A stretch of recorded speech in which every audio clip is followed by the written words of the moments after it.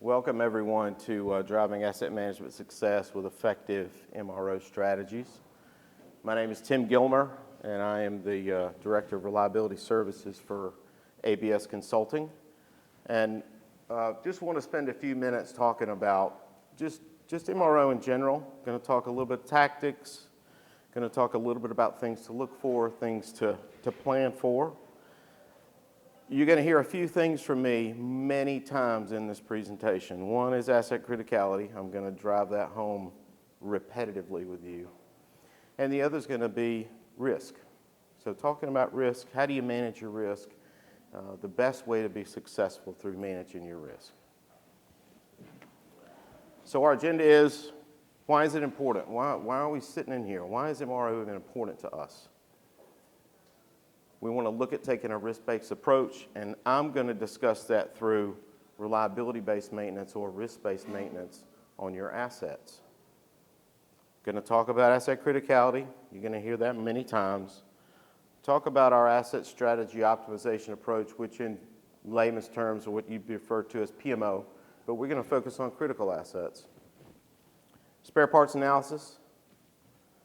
Talk about some other considerations when you're looking at your MRO spares, some things you can do on the procurement side, because it's a cycle.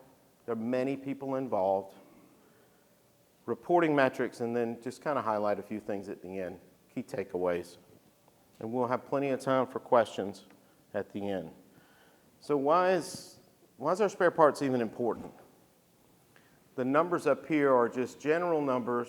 Your industry may vary. These are just some numbers that I've gathered through different publications over many years, so they may not be exact, but it's a good rule of thumb.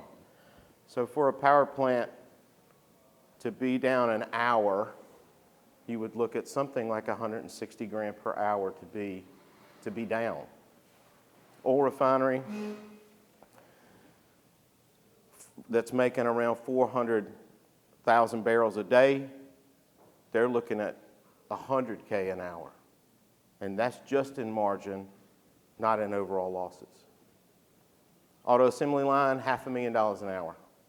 Manufacturing plant, $250,000 an hour. So that's a lot of money that you potentially could lose. So at that rate, if you're down for a whole 8-hour shift, you could be looking at over $1 million.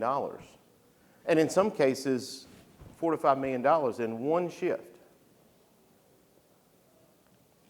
Pretty soon, within a few hours, you've exceeded the cost of your total valuation of spare parts.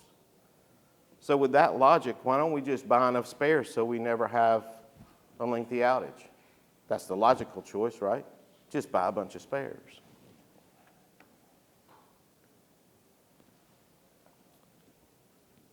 When you do that, you run into all types of problems that you occur with excess inventory. And there's all kind of risk involved in that. You have carrying cost.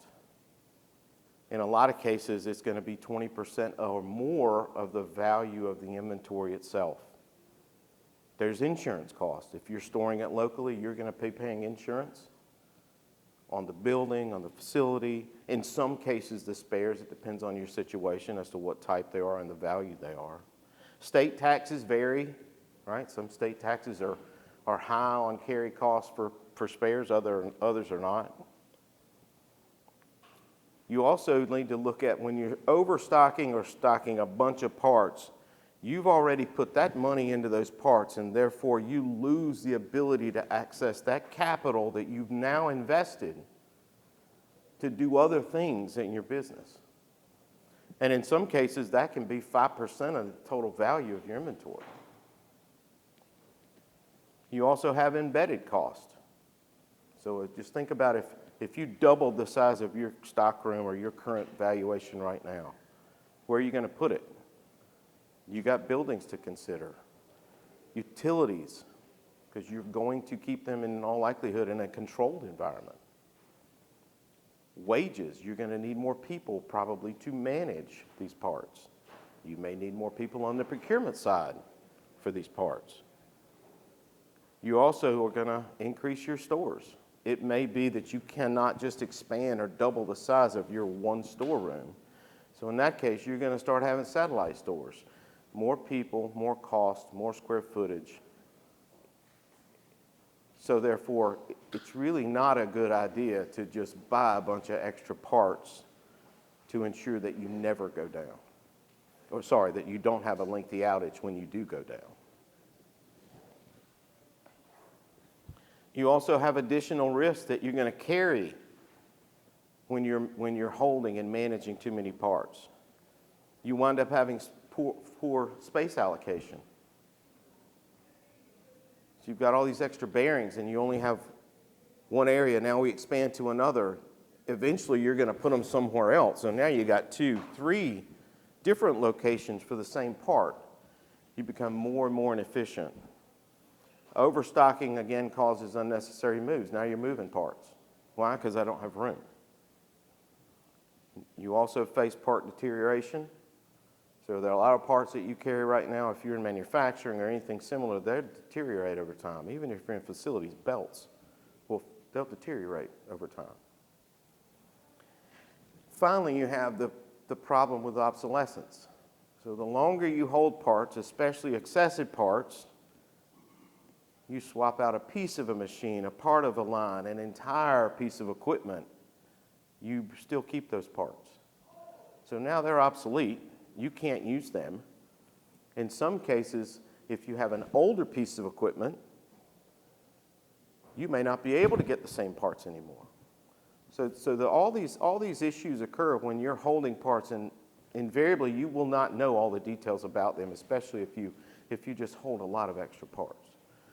So the whole premise around let's save some money by stocking more parts, you're going to pay more in the end, and you're still going to be less efficient. You may not have the ability to have them exactly ready when you're down because they're in different locations. I don't know where they are. So-and-so is on break. It's going to be the same kind of issues that you have in a poorly staffed organization. You just got more carrying costs, and now you can't access that money. So what should we do about it? So our approach is to focus on the critical assets. So I said asset criticality, I'm going to mention it over and over and over. If you build your program, and program I mean maintenance program, maintenance strategies, EAM, around your critical assets, the assets that are critical to your operation, and you focus on getting them good data, good maintenance strategies, good spares list, good PMs, 80% of your problems will go away.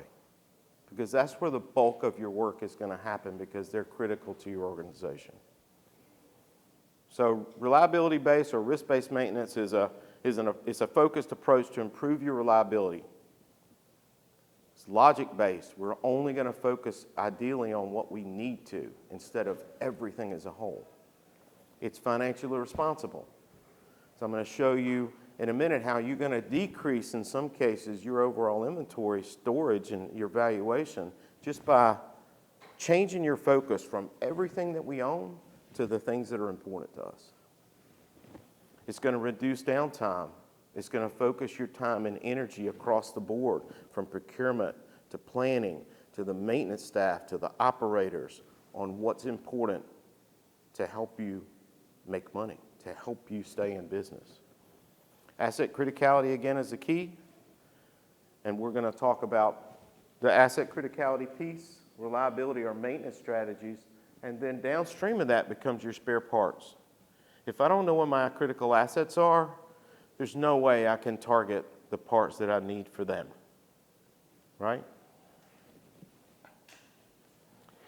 The whole program itself, I'll briefly go through this. It's just a standardized approach to develop, sustain effective maintenance, and ensure optimal reliability on your assets and their availability. The first thing that's kind of hard to see is master asset list. So I'm sure you know this. I'm just going to reiterate it. Data is good. Good data is king. If you have good data, you can execute anything you want to in EAM. Your data's got to be accurate, it's got to be up to date, And you need to have a program that you govern it, meaning that as things change, it gets updated as quickly as possible, and you can keep moving forward with your organization. Once you have your assets, then you want to apply some sort of criticality to them. You want to rank them based on what's important to you. We have an approach that we can discuss easily whenever you want to, but I just want to talk in general terms.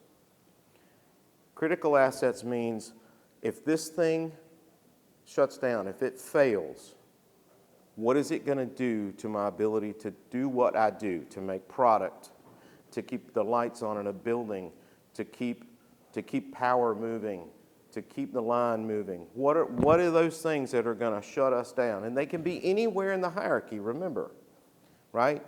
So you need to look at it from a hierarchical standpoint too. Generally what we do is we start at the system level, and then we apply criticality at the system level, and then we consider what's important underneath it. Will this thing shut us down, right? When we're looking at it, it's just not what's important to the actual criticality of the line. Sometimes there are other things that are in play. Environmental, safety, right? There are other things that come into play when you're looking at criticality. So make sure when you do it, you're considering all those things and how they affect what your job is in your company, making widgets, right? Once you've assigned criticality, what we typically do is take like the top 20, 30, 35%, and those are the ones we focus on. In all likelihood, everything below that you can run to fail. If you think about it and look at that list, after you get past 35, 40%, everything below that can run to fail. Can you stock an extra motor? Sure. Have it on hand, but it's not going to shut everything down. Maybe you work with engineering to build some redundancy in. So it's an easy switch if it's something like a motor, right? Pump. But you want to focus on what's critical. Next, you build your maintenance strategies around those critical assets and nothing else. Focus on those. Those are your problem children in all likelihood. Those are the ones you're spending time on anyway, in all likelihood. Then you want to build your spares. So for all those critical assets that we built maintenance strategies for, then we want to focus on creating those critical spares for those assets. And that can be in parts associated, right? It can be, you wouldn't want to turn on to capture everything in that case, right? I only want to build the critical spares in my bill of materials, in my parts associated list, right? Not everything else. I'm not going to rebuild that piece of equipment.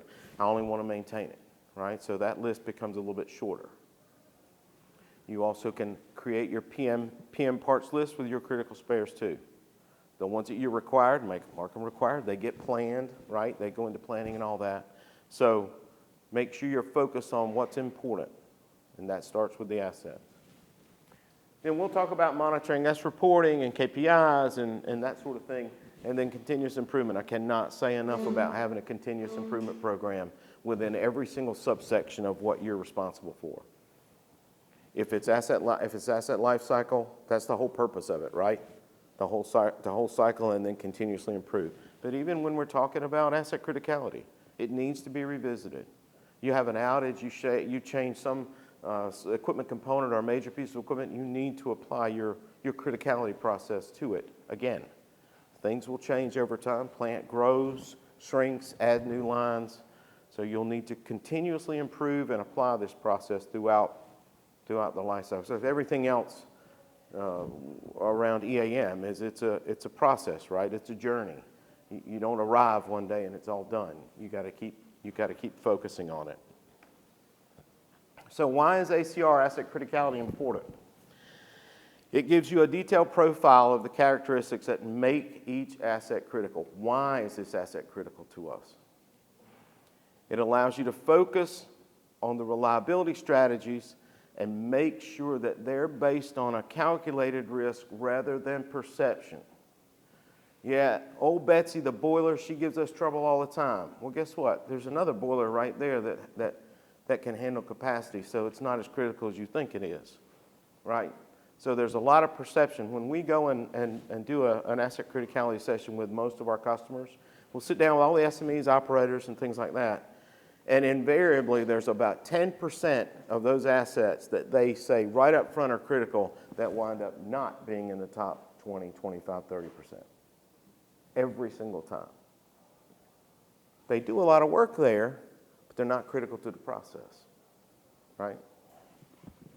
Also, this supports your ability to prioritize your work in EAM. It allows you for your planners to make sure that they got the right parts, and the staff and the contractors.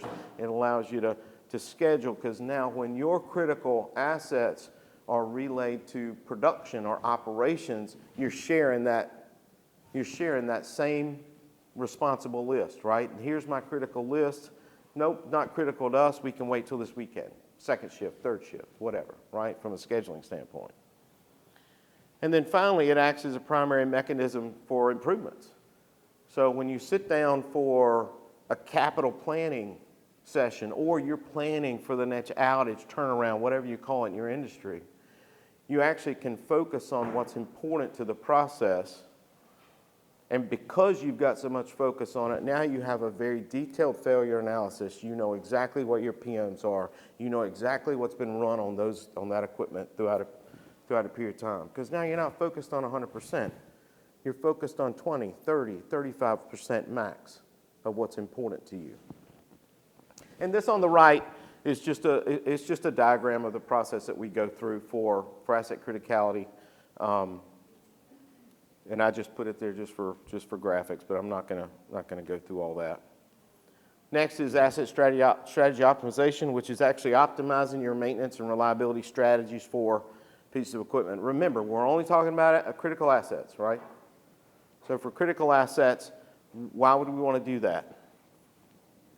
It allows us to look at dominant failure modes. We're going to identify the maintenance tasks.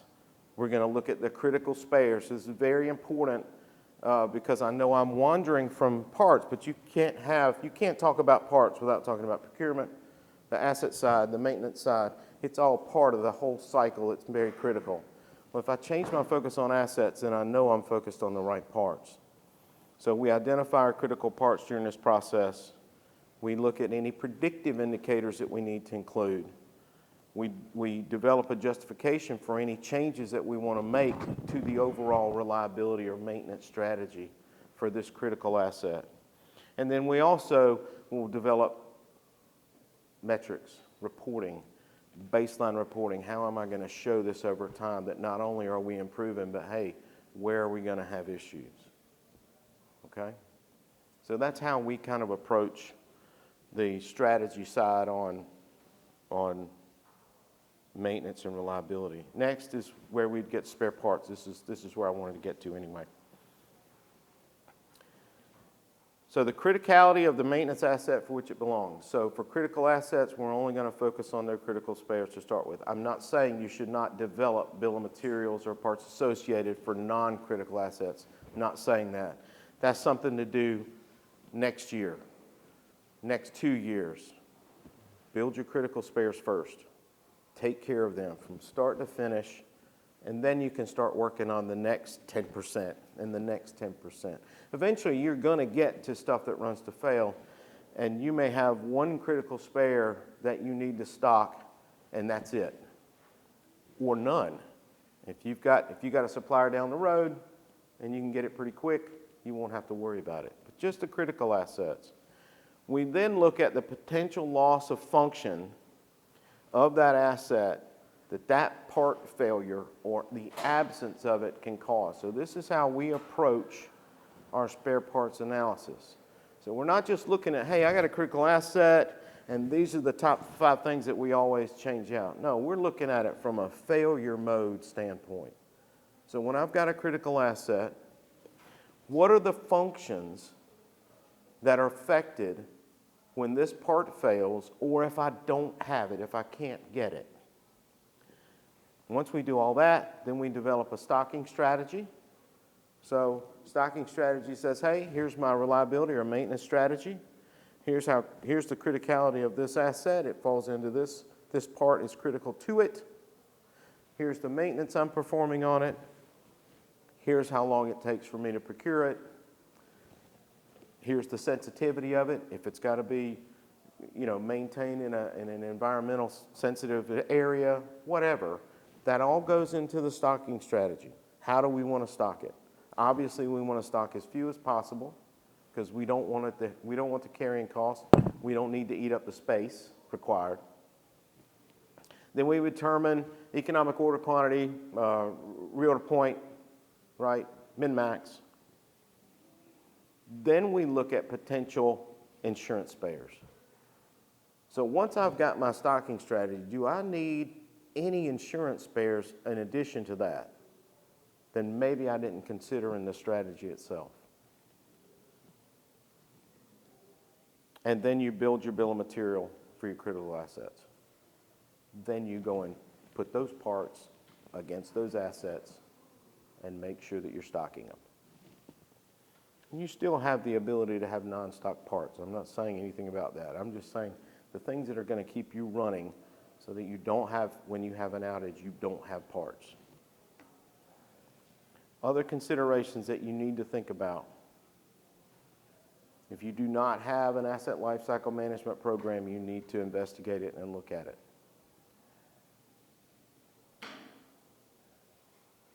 As it relates, it's excellent for assets, obviously, because you're going from inception to departure, right? From cradle to grave. Think about it from a critical spare standpoint. If you've got an ALM in place, then you've already identified your critical spares. You need to identify what's on the shelf. Most importantly, when you retire an asset, you need to make sure that you go through and remove those parts, right? If you have similar assets, you may not remove them all. You'll refer back to the other asset stocking strategies, but invariably you may remove some of them if you can get rid of them, if you can sell them or use them at another site, whatever, right? So that's a very valuable part of asset lifecycle management that some people don't do. I can't tell you how many times I walk into spares crib and there's old Dusty right there. Hey, how long's that been there? I don't know, 20 years. Is the asset still here? Probably not. Why is it here? If you can't use it, why is it here? So your asset lifecycle strategy will help you not only build your spare parts list, but it'll also help you get rid of them when your asset is retired or the line's retired and everything goes to the graveyard, or you sell it or scrap it, right? Another thing is the storeroom. Layout is important. Do we have enough space to have parts? I personally prefer having parts in a single stocking location. There are a lot of manufacturing areas that love to do it by line because it's quicker for operators to go to a line and find a part. Multiple stocking locations becomes more complicated for the folks that are managing the storeroom. It's also a little difficult for folks that are trying to check out parts, especially if they're not on the line, right? If they're not in operations. So I personally prefer a single stocking location for all parts. Some folks have multiples. If you've got the processes, right, the SOPs available, and people are adhering to them, then you shouldn't have any issues, right? Single location's easier to count on cycle counts. It's easier to manage, and you invariably have less mistakes, right, on the EAM side of tracking. Implement planners. If you do not have planners on the maintenance side of the house, I highly recommend you do it. You don't have to go planners and schedulers necessarily. You need to do your planners first, because those are the individuals going to look into the future to go look at what's coming up in maintenance, what's being planned. Do I have the parts? Do I have the people? Can we even talk about executing? So implementing planners will really help you a lot on the MRO side. Use technology, for entrance and checkout and return of your parts, obviously. Leverage EAM everywhere you can. Powerful tool that you can use to manage your inventory. Do cycle counts. My recommendation is you cycle count your critical spares, especially high movers. right? So if you're also responsible for things that we wouldn't consider spares, gloves, PPE, things like that, if you don't have somebody managing it for you from the outside, you may want to cycle count those, right? Because they're critical for your operation. If you don't have safety glasses, you can't very well have people out in the plant, right? Gloves and things like that. But you want to cycle count two things, not just high movers. You want to cycle count your critical spares too. Because no matter how good our processes are and how rigid our SOPs are, people are still going to be in a hurry. Mistakes can be made. And the only way to catch them quickly is through cycle counting. If you catch it at the end of the year, big deal. We missed it 3 other times earlier in the year, right? So cycle counting's key. And then finally, obsolescence analysis. So I mentioned earlier, old Rusty's on the floor, it's been there 20 years. You need to have some kind of program, and it does not have to be this big, robust thing. You need to have an obsolescence strategy that you maybe implement once or twice a year, where you work with the folks that have been there a long time on the asset side, the folks that own the assets, to determine, do we have these assets here? These spares don't belong to anything.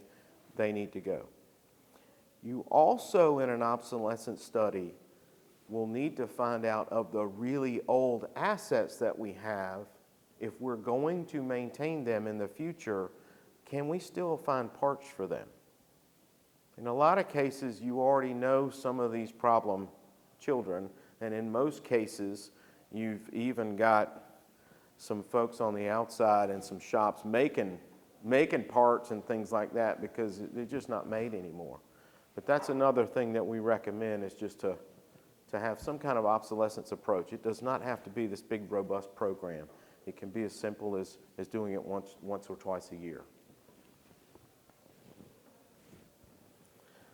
Next is procurement.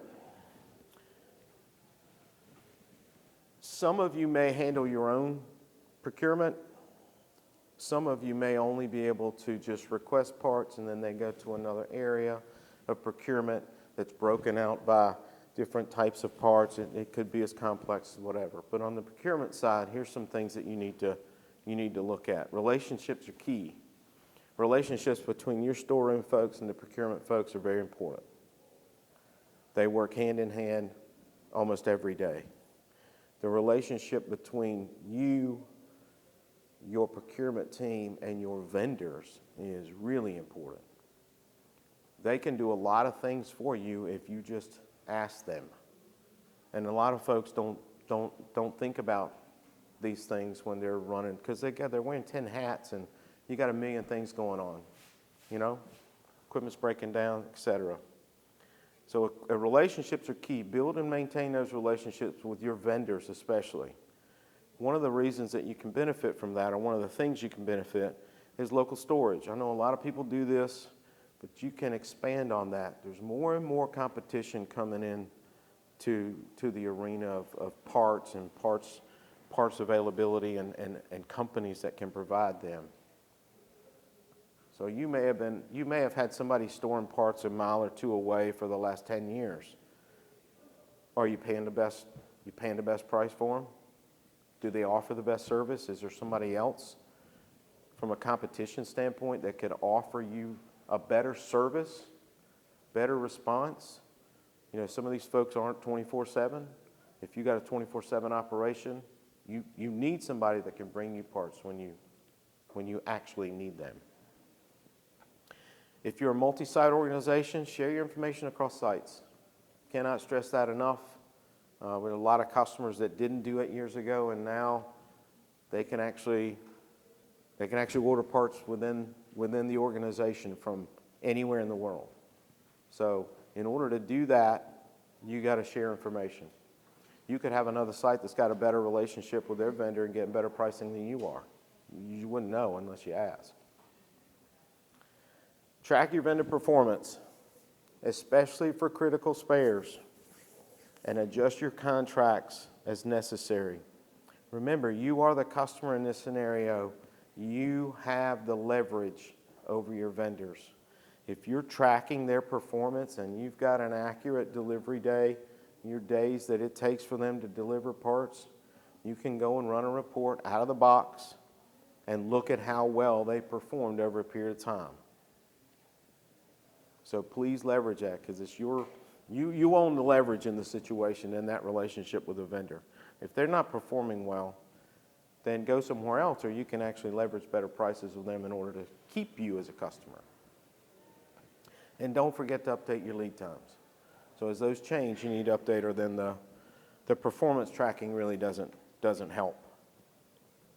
So reporting. I'm sure that if I took a poll in the room, we've got a very different approach towards reporting. Some people have a lot of different reporting and metrics that are displayed throughout the organization that are leveraged, and others are more regionalized, even maybe down to the department, right? I'm responsible for maintenance. Here's what I want to see from my team. If you're in a bigger organization, a lot of it's driven from the top, right? Because everybody's trying to work towards the same goals. No matter what you do, when you implement something, especially if it's impacted in EAM, you need to develop a baseline report so that you have some starting point, so that as you're going through this journey, you can actually show where you've made improvements. A lot of times with initiatives, you have to do a pilot, you have to prove the pilot and sell it upstream. Well, if you don't have a baseline report to be able to show here's where we started, it's hard to sell it. It's hard to sell it upstream. And that's where the funding is going to come to actually implement the full program anyway. Leverage your data in EAM. Integrate into your key SOPs. So the SOPs that actually manage your business. Make sure you're integrating your reports into those that are very important. It's gonna drive the performance, right? So if I've got a metrics that's tracking certain elements of an SOP around safety even, right? Let's just talk about safety at a generic standpoint. You want to build metrics that actually focuses people on that SOP. At a different kind of concept within a leadership managerial level, you want to tie your reports and metrics to performance goals of you, your organization. That way, the people working for you are actually focused on things that are going to impact the whole organization. As far as spares go, it doesn't just have to be the folks running the stockroom. It needs to be your maintenance team, right? It needs to be those individuals that are interacting every day, because a lot of time their adherence to procedures is going to dictate whether you're successful or not. If they're slinging parts back here and there and not returning them and storing them, you're not going to have good data at the end of the day. Leverage visualization tactics. So anywhere that you can put a monitor that can display some of your metrics so people are around them more, they see them more every day, is definitely going to help your cause in enforcing either whether it's the goals themselves, the procedures that you need to enforce to get there, and more importantly, in the development cycle of what we're talking about with asset criticality and spares, it's actually going to help you visualize where you are on pace with good data, with our critical assets, with our critical spares, right? So instead of maybe a whole storeroom valuation KPI, you've got something more important as far as your downtime or your uptime improvement, rather, from having spares available, from having them ready in the storeroom, or in the case of a planner, ready to go.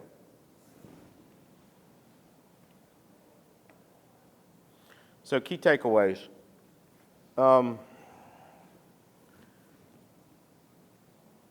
Thinking about how to approach these large topics is always like there's this huge elephant, and I'm trying to eat this elephant, right?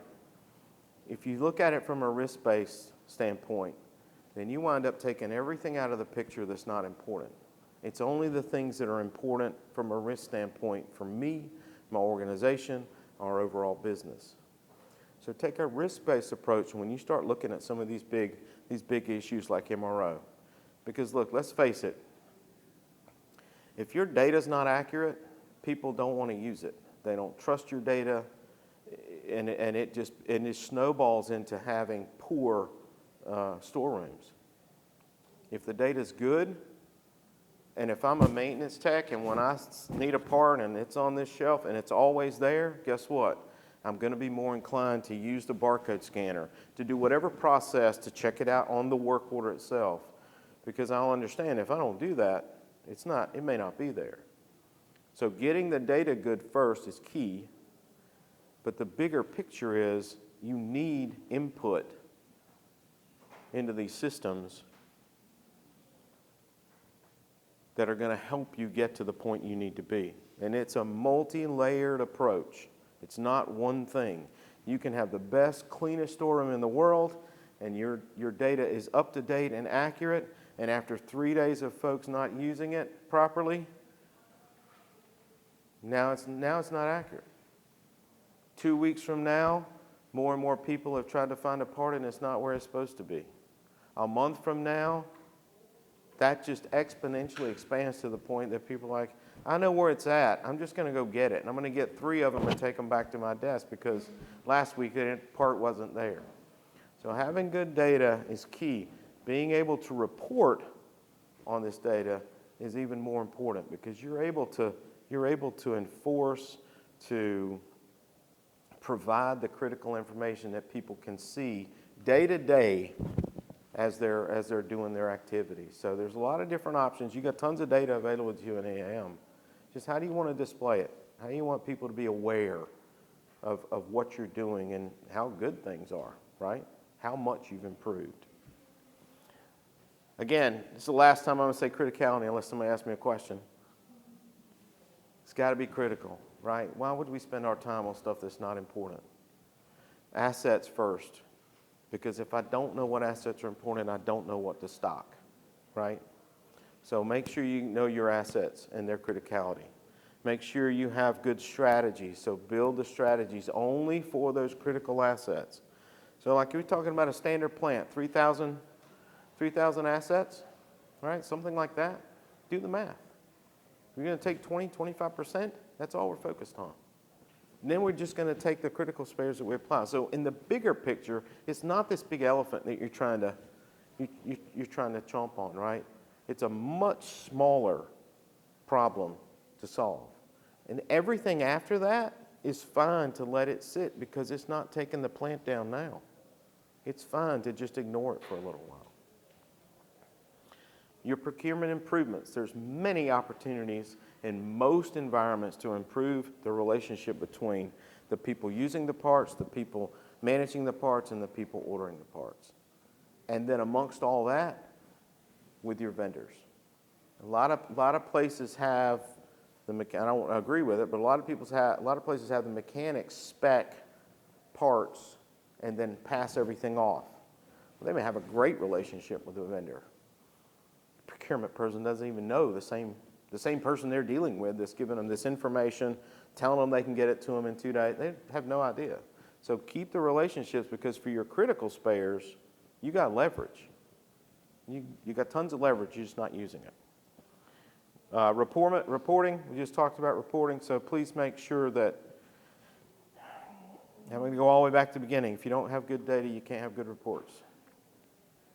So if you've got this problem that your data is not good across the board, I would still, outside of EAM, perform some sort of asset criticality work, get those assets up to date with accurate data, and work down just within that small box and not try to conquer this whole big bad data thing that's across all these different areas, right? Focus on what's important. Take it from a risk approach. And then last, I'll just finish with this, is you need to have a continuous improvement mindset. Just because we fixed it today and we've got this program on track does not mean that we don't need to revisit it every year, every 6 months.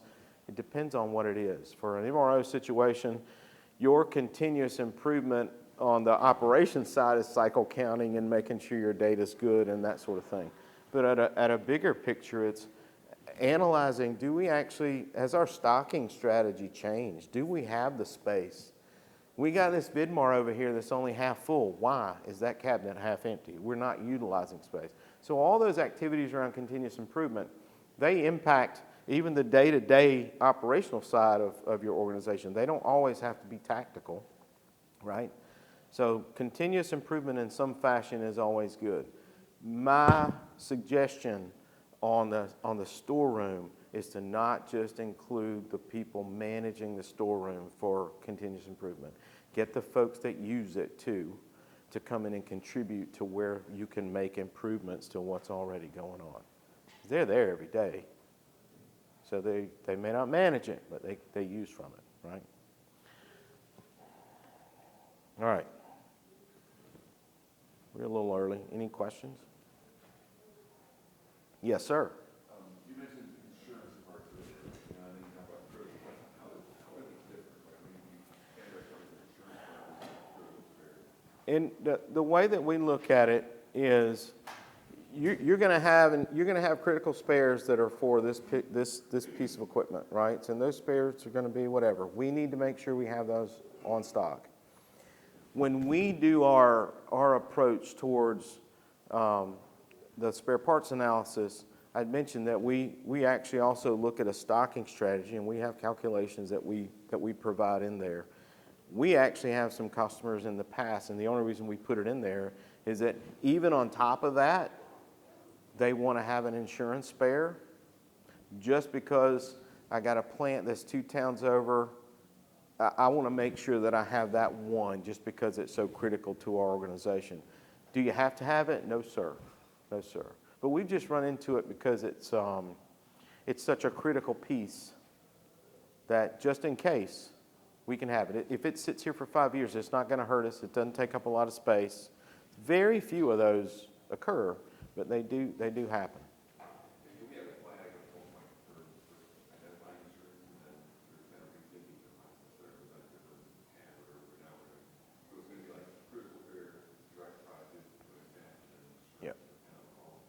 Yeah, and you're in a different space because you've got some parts that are separated out because they touch product that they can't, they have to be inspected and quarantined and all that sort of thing. But yeah, insurance spares, the old term of insurance spares was, in general, spare part. What am I stocking, right? But no, it's for in this case, it's very different. It's after we've gone through this process. Are you comfortable with that quantity on the shelf with everything that's going on? And a perfect case is gold mines and stuff like that. Some of their parts are like a 24-month lead and beyond, and they're very expensive. So the insurance spare for their financial team, they can target that because they spend so much money on it. So it's planned on the capital side, and then when they sit it there, they can just kind of accrue it over time. So they categorize it even differently, right? Anything else?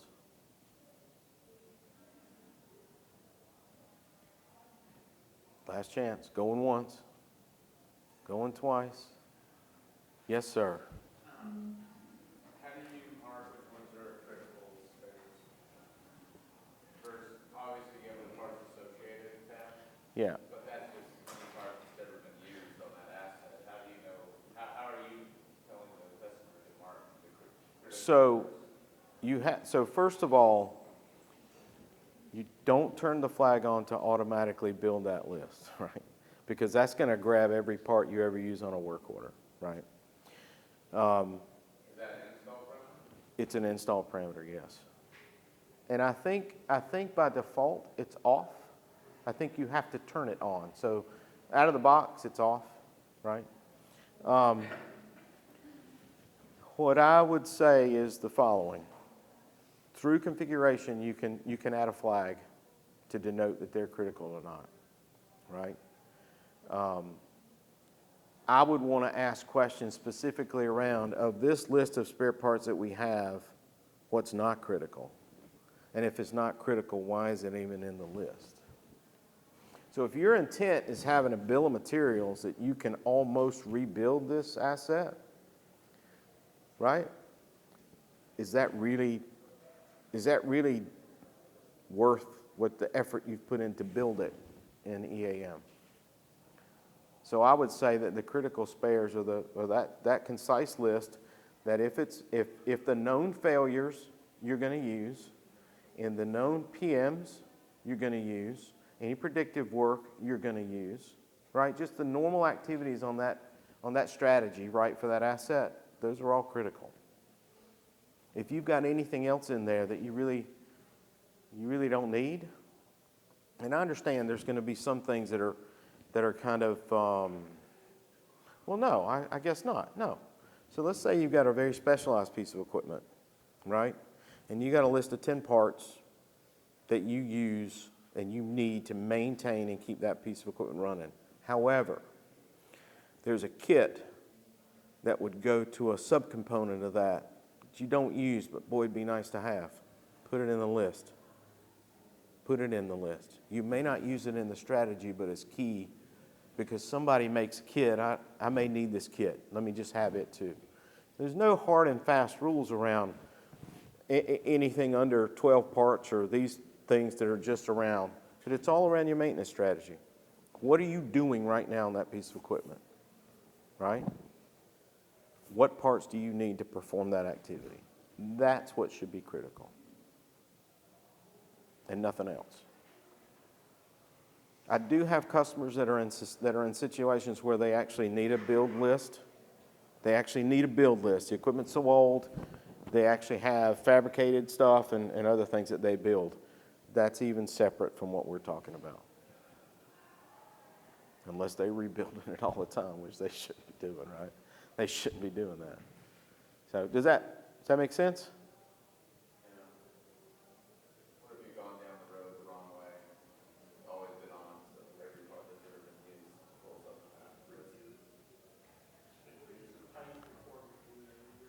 What industry are you in? Manufacturing. It's not regulated? Not regulated? Not regulated. Right. You got a good tech team? You can take care of the data, right? You can take care of the data rather than manually doing it, right? There are some options for you. But again, risk-based. Take a sampling. Walk through that like a little pilot, right? See if that's what you want to do to that level, right? Because if you're going to go in and kind of carve out some data, you want to leave what's good. You want to take it all and start all over. You want to leave what's good, take out what you don't need. You may find that your critical assets, you can do it manually. I mean, I don't know the numbers, right? So in a lot of cases, in order for you to get to the point that you're technically going to do something, you could have done it manually with 2 people, hour, 2 hours a day. It just depends on what the raw numbers are of cleaning that part's associated up.